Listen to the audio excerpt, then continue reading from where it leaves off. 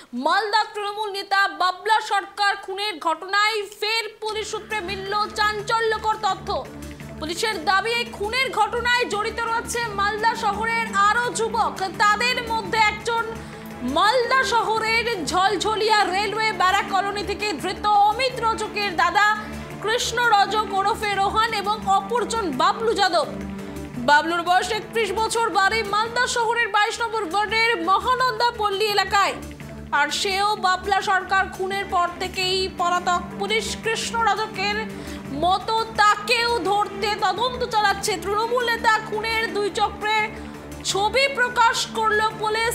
অপরাধীদের খোঁজ দিতে পারলে 2 লক্ষ টাকার পুরস্কার ঘোষণা পুলিশের। ইনি কথা বলবো, সরাসরি রয়েছে, একদম যোগাযোগ করার চেষ্টা করবো। মালদা থেকে রুহুল আমিন রয়েছে। আমরা যেমনটা জানাচ্ছিলাম, একদমই মালদার মহানন্দা পল্লীতে বাড়ি বাবলুর। অভিযুক্তকে ধরতে পুরস্কারের ঘোষণা পুলিশের। তৃণমূল নেতা খুনের পর থেকে উধাও এই রোহন বাবলু। অভিযুক্তকে এখনো খুঁজে পাওয়া যাচ্ছে না। যারা মূল চক্রী এই ঘটনার পেছনে, তারা এখনো অধরা। এবং এই দুজনকে নিয়ে তথ্য দিতে পারলে পুলিশের তরফ থেকে মিলবে 2 লক্ষ টাকার পুরস্কার। সরাসরি রয়েছে লাইভে রুহুল। রুহুল, যেমনটা জানা যাচ্ছে আবারও দুজনের খোঁজ পাওয়া যাচ্ছে মালদা থেকে। তারা কোথাকার বাসিন্দা এবং তাদের পরিচয় কি জানা যাচ্ছে?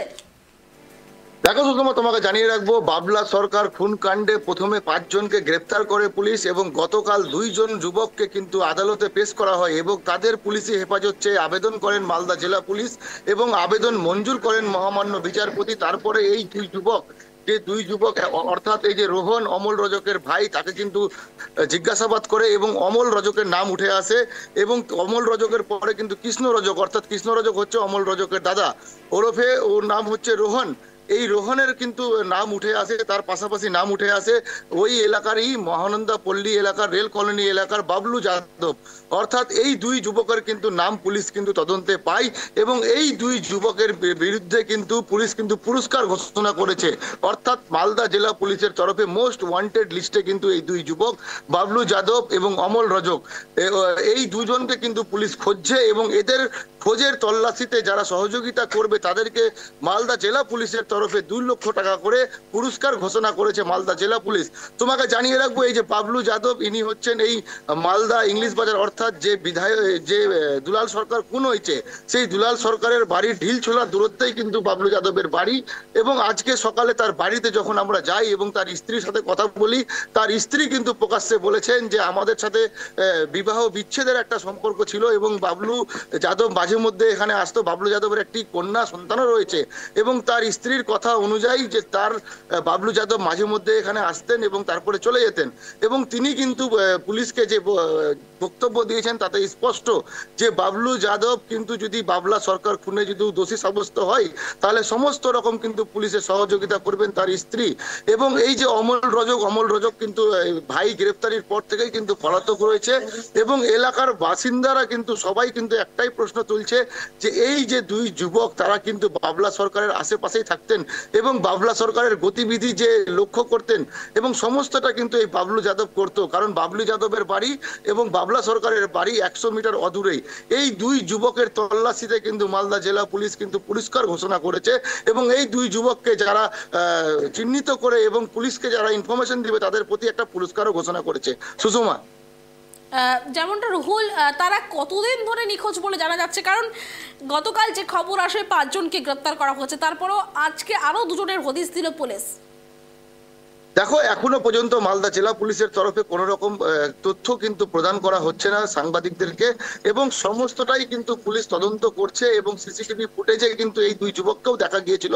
অর্থাৎ যে 2 ধৃত, প্রথমে যে 2 জন যুবককে গ্রেপ্তার করেছিল মালদার মানিকচক থেকে, তাদের কাছ থেকে তথ্য পাই অমল রজকের এবং তারপরে সেই অমল রজককে গ্রেপ্তার করার পর সে তার ভাইয়ের কথা বলে এবং বাবলু যাদবের কথা বলে এবং সেই স্বার্থেই কিন্তু এই 2 যুবককে কিন্তু বাড়িতে পুলিশ যায় এবং সেখানে গিয়ে দেখে এই 2 যুবক কিন্তু ফেরার রয়েছে, অর্থাৎ পলাতক রয়েছে।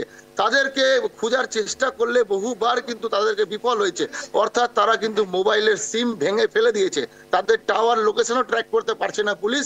সেই জন্যই মালদা জেলা পুলিশের তরফ থেকে আজকে বিজ্ঞপ্তি প্রকাশ করা হয়েছে, যাকে ঘিরে কিন্তু ব্যাপক চাঞ্চল্য ছড়িয়েছে এলাকায় যে এই 2 যুবক যেই দুই যুবকের কথা বলা হচ্ছে বাবলু যাদব এবং অমল রজক, তারা কিন্তু যে বাবলা সরকার কাউন্সিলর খুন হয়েছে সেই বাবলা সরকারের বাড়ির ঢিলচূড়া দূরত্বে তাদের বাড়ি, এবং এই দুইজনই মাথা বলে কিন্তু মনে করছেন পুলিশ এবং স্থানীয় বাসিন্দারা। এই দুই যুবককে কিন্তু পুলিশ গ্রেপ্তার করার জন্য সর্বপ্রকার চেষ্টা কিন্তু চালিয়ে যাচ্ছে। সুষমা, রাহুল, আরো একটা বিষয় তোমার কাছ থেকে জানতে চাইবো, যেখানে তৃণমূল নেতা স্ত্রী জানাচ্ছেন যে যারা এই অপরাধের সঙ্গে যাদেরকে ভাড়া করে আনা হয়েছিল বিহার থেকে বা মালদাতে যারা আছে, তারা যেমনটা আছে তাদের যেমন শাস্তি চাই, তার সাথে সাথে যে মূল চক্রী, অর্থাৎ এটা কোনো বড় সড়ো কারোর কাজ, তো সেই ক্ষেত্রে এই ঘটনায় যারা মূল চক্রী তাদের কি কোনো হদিশ পাওয়া যাচ্ছে?